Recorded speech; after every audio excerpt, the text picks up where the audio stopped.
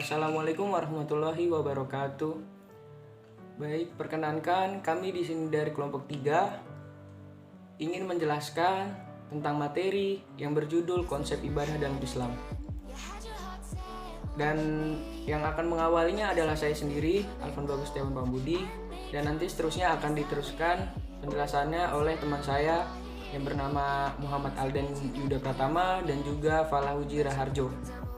Baik, di sini saya akan mengawalnya dengan pengertian atau pemahaman dalam konsep ibadah dalam Islam. Banyak sebagian kaum muslimin keliru dalam memahami konsep ibadah dalam Islam, yang mengartikannya dengan melakukan perbuatan ritual seperti sholat, saum atau puasa, sedekah, dan lain-lain. Pengertian yang terbatas itu hanyalah sebagian dari arti ibadah dalam Islam yang mencakup nyata, yang mencakup segala kegiatan seseorang.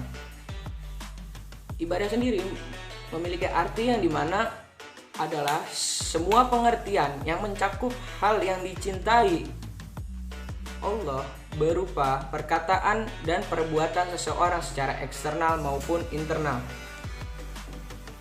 Dan di sini saya akan menjelaskan tentang hakikat ibadah. Hakikat ibadah itu ada 3. Yang pertama sebagai fitrah manusia. Dan di situ sudah tercantum dalam dalil surat Asy-Syams ayat 8 yang bunyinya, maka Allah mengilhamkan kepada jiwa itu jalan kebaikan dan ketakwaannya.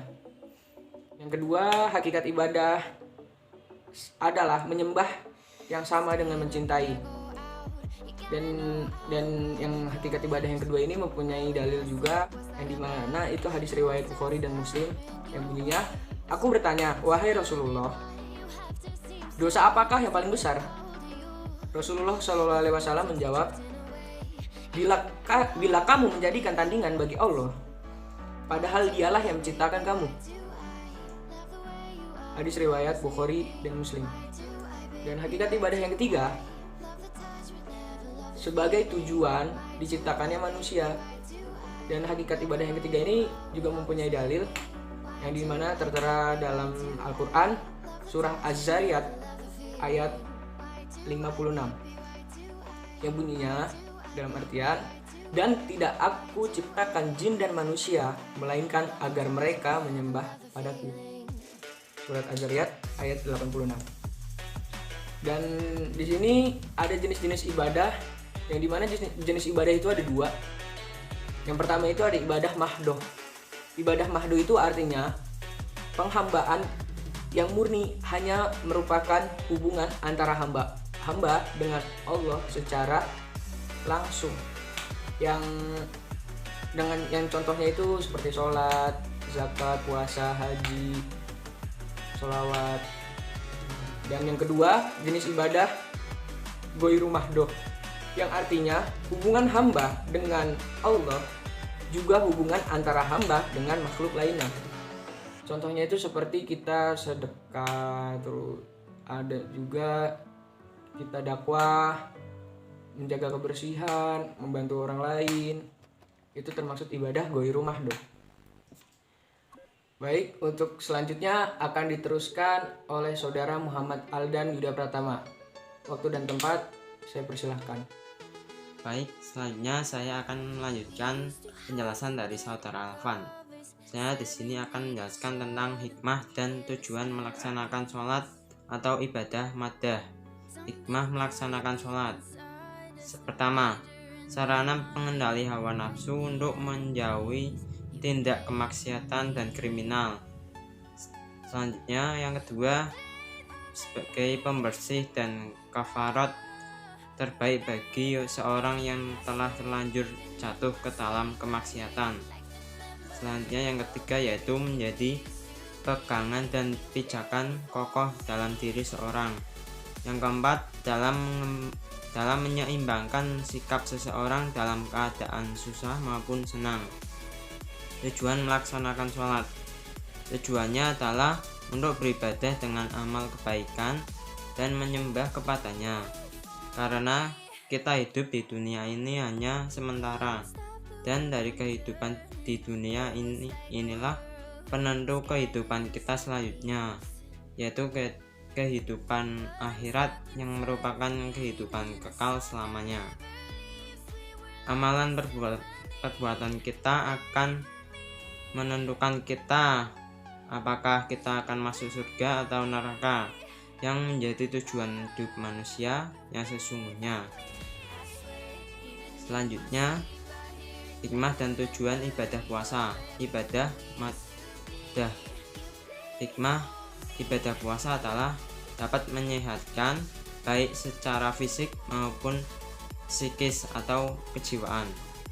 Badan Kesehatan Dunia atau WHO menetapkan standar kesehatan yang meliputi 4 dimensi, yaitu sehat, fisik, psikis, sosial, dan spiritual. Dan ternyata ibadah puasa dapat memenuhi semua dimensi standar kesehatan yang ditetapkan oleh WHO.